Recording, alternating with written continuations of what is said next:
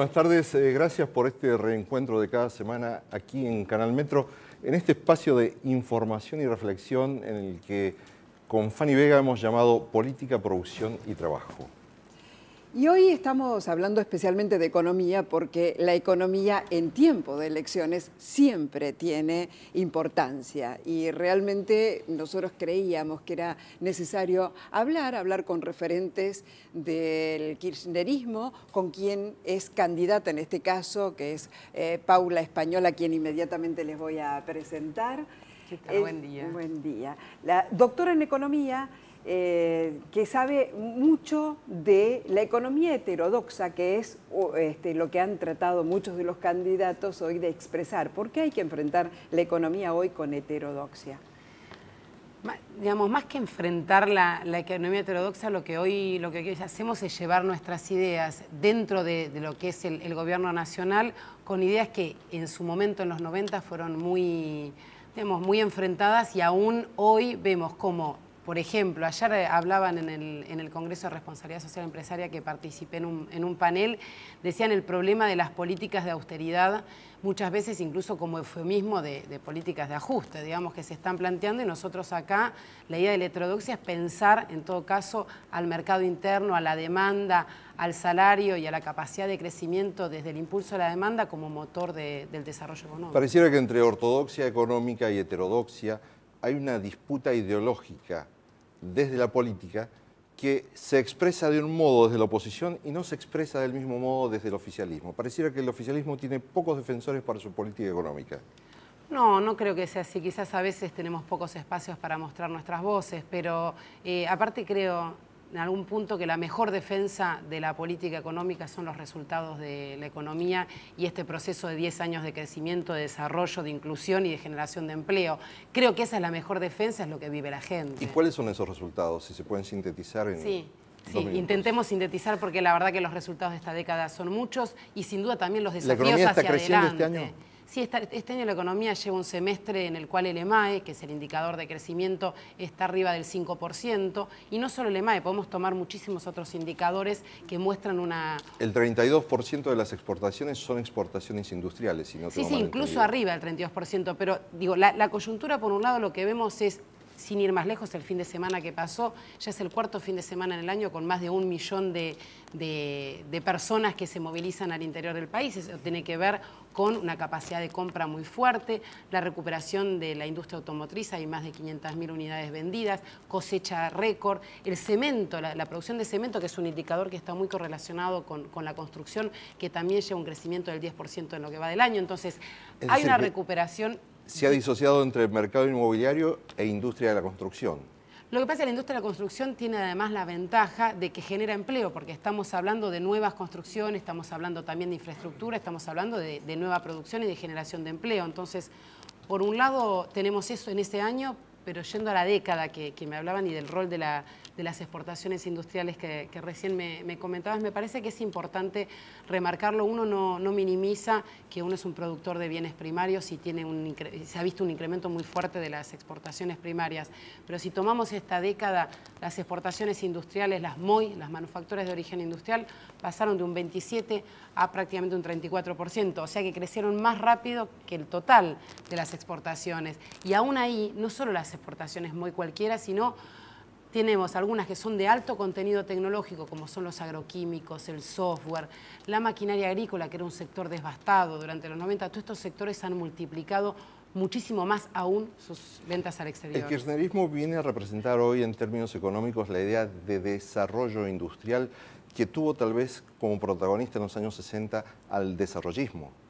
Sin duda, la idea del desarrollo industrial y del desarrollismo como motor de la economía y como motor de la inclusión, sobre todo, porque la idea de la industria con un rol muy importante en la generación de empleo no solo viene del desarrollismo, sino también sin duda de la época del peronismo, en el cual se combinaba la idea de salarios, producción, inversión, consumo y de nuevo ese círculo virtuoso keynesiano que genera además empleo y que no podríamos tener toda esa generación de empleo solo con la producción agropecuaria. Paula, no obstante este panorama que es alentador, Uno, si recorre el interior del país, puede llegar a encontrar el esfuerzo que hace el gobierno nacional en que haya industrialización de la ruralidad, que esto es una meta. De todas formas, las economías regionales hoy están pasando por problemas. ¿Cuáles serían las soluciones que podrían llegar a esperarse? Hay mesas que se están armando efectivamente para poder incrementar la competitividad, porque hay que comprender que la competitividad no pasa solo por el tipo de cambio, y es reducirlo y además es generar el desafío de incrementar la competitividad en todos sus aspectos, en la infraestructura, en la minimización de costos, en la generación de financiamiento. Una forma de incrementar la competitividad es generar financiamiento, y es lo que este gobierno ha generado muy fuerte en los últimos 2 o 3 años, y sobre todo en el último año con las líneas de financiamiento de inversión productiva por la reforma de la Carta Orgánica del Banco Central. La obra pública energética que se está realizando en este tiempo, por ejemplo, se terminó Yacyretá, se está poniendo en marcha Atucha 2, ¿eso es realmente infraestructura de generación de energía suficiente para afrontar los próximos años de crecimiento de la Argentina? Por suerte la energía sigue creciendo, y entonces la demanda de energía sigue creciendo, y en ese sentido los desafíos para continuar la inversión en producción no han cesado, porque no solo tenemos la finalización de estas obras emblemáticas, como decías, de Yacyretá y Atucha 2, sino que además hemos incrementado toda la potencia en general de energía en un 50%. Se ha incrementado el transporte de la energía, que es algo también muy importante, el sistema interconectado que conecta a todas las provincias y a regiones enteras que estaban desconectadas del sistema eléctrico, como es el NOA, como es el Centro y Centro Cuyo, y que además le da más estabilidad al sistema. Todas estas son inversiones que se han hecho, y hacia adelante, que también es lo importante. El desafío hacia adelante están las 2 obras de las represas del sur, Néstor Kirchner y Cepernik, que van a comenzar y que van a generar 1.740 megawatts nuevos, casi un 5% de la potencia instalada, nuevas, hidroeléctricas. Una obra de esta magnitud no se hacía hace décadas en materia de energía hidroeléctrica, y que además es algo que vale remarcar. No es que va a disfrutar, entre comillas, esta etapa el gobierno kirchnerista. No es el gobierno de Cristina que va a disfrutarlo, sino que va a llevar 4 a 7 años, por lo cual es tener una mirada a mediano y largo plazo de la cuestión energética. El hecho de que hoy esté todo el territorio nacional interconectado al sistema eléctrico, a la columna vertebral de la transmisión del transporte eléctrico, ¿eso significa que tendremos mejores posibilidades de desarrollo para economías regionales que hoy todavía están rezagadas, por ejemplo en la Patagonia? Sin dudas, sin dudas. El sistema interconectado permite que llegue la energía, pero además, como yo decía antes, también permite que el sistema sea más estable. Pero la incorporación, y no solo con energía eléctrica, con gas también. Todo el transporte de gas que se ha incrementado, los gasoductos han incrementado en un 23% en estos años, que permite no solo importar de Bolivia gas, sino además llegar a hogares, a muchísimos hogares, que antes no llegaba el gas natural, algo que nosotros estamos bastante acostumbrados. Y en materia de petróleo, ¿hay esperanza de que verdaderamente vengan las inversiones que se necesitan como para que Argentina pueda recuperarse, por lo menos en la producción? La producción se recupera con tiempo, sin dudas. Estamos en el camino de recuperar la soberanía energética. Empezamos el año pasado con la nacionalización de YPF, están viniendo importantes inversiones, no solo la de Chevron de 1.240 millones, sino Dow y muchísimas inversiones para poder explotar los hidrocarburos no convencionales, que nos van a permitir, con el tiempo de exploración que lleven, poder recuperar la soberanía energética perdida, y en todo caso tener cada vez menos que importar hidrocarburos. La semana pasada en Argentino Oil and Gas, y nosotros publicamos en la agencia SR Sur, publicamos que la previsión del gobierno, a través de las palabras de Cameron, secretario de Energía, decían que podíamos empezar a modificar la curva de importación de gas hacia el año 2015. Es decir, estamos pensando ya en fechas o en tiempos más o menos precisos de cuándo se empezaría a torcer esta declinación de la disponibilidad energética en el mercado interno. Exactamente, porque lo que hay que tener presente es que el tiempo entre la inversión en exploración y poder efectivamente tener el recurso afuera lleva mucho tiempo. Es más, a veces se habla de años e incluso de una década. Esto se está acelerando no solo porque tenemos la explotación de recursos no convencionales, sino que además se siguen explorando y sacando petróleo y gas de los recursos, digamos, de los yacimientos con explotación convencional. Y toda esta actividad de recuperación de la actividad de generación de distintas fuentes energéticas, ¿va a permitir que el capital nacional también se inserte en ese proceso de crecimiento y de reactivación de la inversión en petróleo, en gas, en energía eléctrica?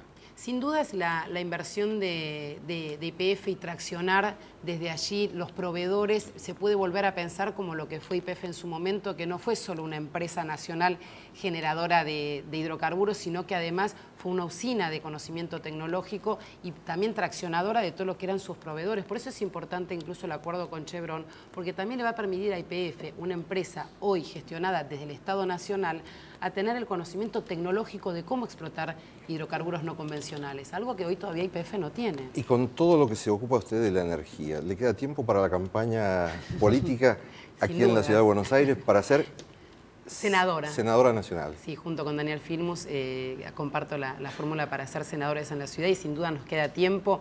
Hoy tenemos una agenda muy nutrida, de hecho tenemos una actividad interesante con Carlos Heller y con empresarios pymes para discutir sobre el rol del empresariado pyme en el proceso de desarrollo y así también hablando con vecinos, o sea, hay muchísimas actividades de lo más variadas. Y para la ciudad de Buenos Aires, ¿cuál es el tema, o una persona que mira la ciudad de Buenos Aires, digo, cuál es el tema que un senador podría llegar a incorporar dentro de las propuestas que podría elevar a la Cámara?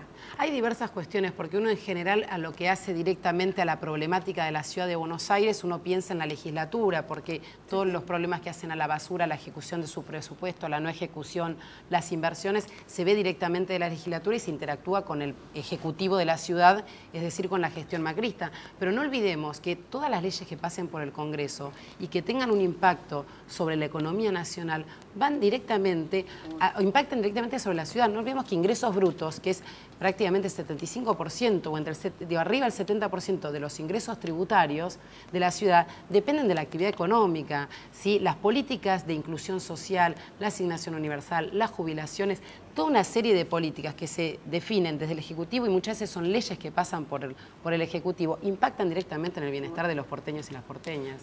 Pablo Español, se nos agota el tiempo. Gracias por estar aquí en Política, Producción y Trabajo. Vamos a hablar después del resultado electoral para ver cómo impactó esta política de Estado que implementa el kirchnerismo en el electorado de la Ciudad de Buenos Aires. Muchas gracias a ustedes por este tiempo. Gracias. Seguimos en Política, Producción y Trabajo después de la pausa.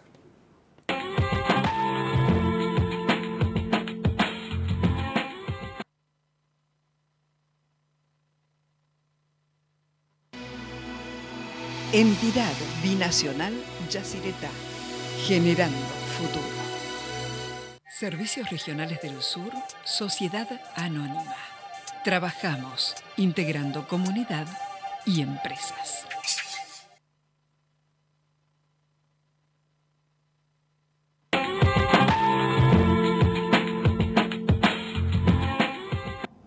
Seguimos en Política, Producción y Trabajo con Fanny Vega. La recibimos a Paula Español, economista, candidata a senadora en segundo término, siguiendo a Daniel Filmus por el Frente para la Victoria aquí en la Ciudad de Buenos Aires. Y vamos a seguir con la Ciudad de Buenos Aires, Fanny. Sí, porque en este caso les quiero presentar al embajador Gabriel Fuchs, quien es que está ocupando la candidatura en sexto lugar dentro de la lista que encabeza Jorge Tayana. Es para el Frente para la Victoria. Así es.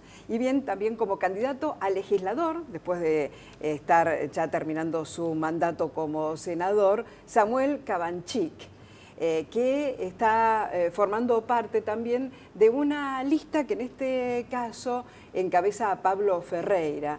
El partido es Alternativa Popular, una alianza que es también de partidos. un frente que junto con el movimiento que él encabeza están buscando presentarse en la Ciudad de Buenos Aires, también como una lista colectora del Frente para la Victoria. Sí. Bien, ¿el Frente para la Victoria podrá recuperar votos en la Ciudad de Buenos Aires? Yo creo que está muy bien instalada para esta elección, digamos, esta oferta electoral que está presentando todo este conjunto que conformamos.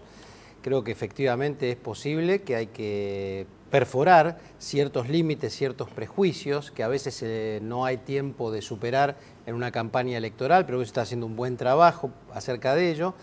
Creo que la ciudad de Buenos Aires es una ciudad que siempre fue líder en una corriente progresista, en una corriente de vanguardia en la cultura y en la política también. Y creo que tiene que recuperar ese horizonte, es decir, debemos volvernos a encontrar los representantes y grandes sectores de la ciudad de Buenos Aires que se alejaron un poco tal vez por la burbuja más mediática que es muy efectiva en la ciudad de Buenos Aires y genera, digamos, genera una actitud reactiva frente a muchos elementos muy positivos que ha tenido, incluso como beneficio la ciudad de Buenos Aires en estos años de gestión, por ejemplo, con una política de subsidios que ha facilitado mantener servicios de transporte y servicios públicos en general en tarifas que las políticas neoliberales que de alguna manera estoy seguro llevaría adelante un gobierno como el de Macri a nivel nacional, la habrían llevado 10 veces su valor actual por lo menos. ¿Embajador? No, en la línea de lo que plantea él, por supuesto tenemos muchísimos acuerdos, el hecho de ir en dos listas no plantea un nivel importante de diferencias. Primero, sin ser conformista, el Frente para la Victoria en las PASO de la Ciudad de Buenos Aires no hizo una mala elección. La elección a la que estamos refiriendo es la elección del 2009, que es en definitiva la que reemplaza esta elección. Esa elección fue una elección donde el Frente para la Victoria tuvo un diputado nacional y 4 legisladores.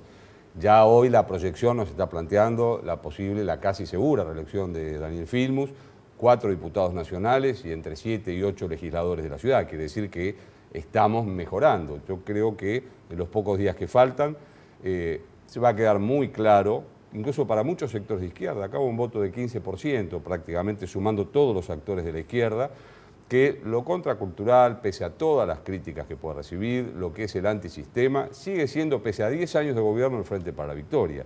Y que la única oposición real que el macrismo ha tenido en la ciudad y seguirá teniendo es el Frente para la Victoria y los legisladores de las otras listas que también de alguna manera componen lo que es el interbloques a nivel de la lógica de la ciudad. Como se decía recién, esta es una ciudad que fue beneficiaria del crecimiento económico de estos años, que fue beneficiaria de las políticas públicas de intervención estatal de estos años y que sin embargo sigue siendo la ciudad que mayor índice de desigualdad tiene.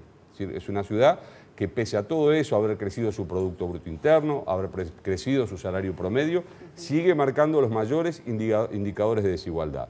Esto es algo que los porteños tienen que entender. Es una ciudad que recibe 5 millones de personas, de 3 millones que duermen, 5 millones de personas, pero no es pensado para esas 8 millones de personas. Aún así, el Frente para la Victoria probablemente le faltó salir a decir las cosas que estaba haciendo, o el gobierno nacional se enfrentó así públicamente o mostró su enfrentamiento con el gobierno de la ciudad antes que mostrar que verdaderamente estaban haciendo cosas juntas. Eso es parcial, porque la verdad que durante todos estos años ha habido una transferencia de recursos, ha habido una transferencia de potestades a la ciudad de Buenos Aires, lo que pasa es que uno si mira la burbuja o mira la espuma de arriba no ve que la justicia comenzó su transferencia, que la policía comenzó su transferencia, que como se planteaba recién, el problema de los subsidios a los transportes permitió mantener también una política, en todo caso, de reparto de beneficios a través de esos subsidios, la transferencia de los subterráneos. Bueno, Macri está haciendo usufructo de la transferencia de subterráneos, inaugurando en el medio de la campaña estaciones que no construyó, o en todo caso que él terminó de construir, pero que llevan y que han tenido un gran aporte del gobierno nacional, como el tema del subte A, en la compra de vagones para el propio subte A y una gran cantidad de situaciones. Con el perfil pragmático que tiene el electorado de la Ciudad de Buenos Aires, que saben, se concentra gran parte del PBI, de la riqueza nacional, está concentrada en los habitantes de la Ciudad de Buenos Aires. Con ese perfil, obras como esta, por ejemplo, como inaugurar una o dos estaciones de subte más, o el Metrobús, ¿no está de algún modo consolidando él esa empatía con ese público pragmático que tiene, además, una visión social política más cercana a la centro-derecha que al progresismo? Bueno, a ver, yo creo que eso, inaugurar una estación de subte ahora en este tramo de la campaña electoral, modifique lo que ya está más o menos establecido en el voto que hoy representa el PRO en la Ciudad de Buenos Aires. Han ganado los oficialismos en general en muchas de las secciones electorales del país en estos años. Es decir, si uno revisa eso, por ejemplo, no se extraña de que el PRO en la ciudad de Buenos Aires, siendo oficialismo hace 6 años, tenga una performance de votos bastante estable. Igualmente es mucho menor a la que supo tener y no sé cuánto de eso se proyectará hacia el futuro. En cambio, yo creo que, por ejemplo, en la lista alternativa popular hay un semillero, una militancia joven con una cultura de izquierda que también de alguna manera representa ese progresismo al que me refería antes y que acompaña a un proyecto nacional que efectivamente le ha dado mucho a la ciudad de Buenos Aires. Tal vez el hecho de que las percepciones públicas rápidas de los medios de comunicación vayan generando una opinión no ha hecho tan visible esas políticas favorables a muchos sectores de la ciudad de Buenos Aires, a la mayoría. Pero hay que hacer un trabajo enorme de la ciudad real. Y el gobierno del PRO, en general, está preocupado por la maqueta de la ciudad, no por la ciudad real. En la ciudad real están los hospitales funcionando en forma muy desalentadora como funcionan. Las escuelas, no se hace un trabajo serio para mejorar la situación de las escuelas en la ciudad de Buenos Aires, sobre todo que afectan más a la zona sur de la ciudad. Sigue habiendo un desbalanceo entre el norte y el sur. Todos esos problemas de la ciudad, para nombrar solo esos, ¿no? Y donde el propio gobierno de Macri debió mostrar más eficiencia, no la mostró. No cumplió con los kilómetros de subte que había prometido. El tema de la basura lo padecemos todos los que caminamos esta ciudad todos los días. Es decir, aún en lo que se supone tendría que ser fuerte, esta visión administrativista, y exclusivamente administrativista de la política, porque no estoy en contra de la buena administración, pero la buena administración debe ser un medio dentro de una cultura política orientada a algo serio y profundo. Acá solo tenemos administrativismo, pero encima mediocre. Entonces, ante eso, creo que ofrecemos una alternativa que le conviene a nuestro votante, al de la Ciudad de Buenos Aires. Vamos a dejar para el próximo bloque, vamos a una pausa ahora, vamos a dejar para el próximo bloque el análisis del presupuesto de la ciudad de Buenos Aires, que si mal no recuerdo es uno de los mayores de cada uno de los, comparando con los otros distritos del país. Así es que vamos a una pausa y seguimos en Política, Producción y Trabajo.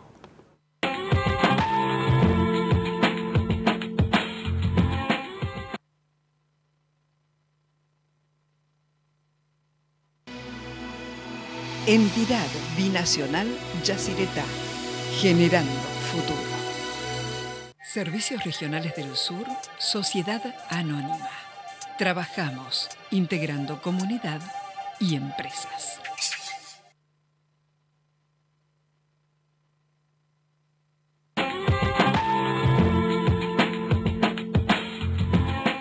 No, 400. Seguimos en Política, Producción y Trabajo y habíamos dejado la pregunta abierta. ¿Qué pasa con el presupuesto de la Ciudad de Buenos Aires, que es uno de los mayores presupuestos en cada uno de los distritos del país? Bueno, ahí hay primero que es un presupuesto que prevé un crecimiento del 1%, ¿no? Es un presupuesto que ya tiene una idea en sí misma que no condice con ninguno de los indicadores, ni de los organismos internacionales, ni de lo que efectivamente las distintas consultoras están planteando para este país.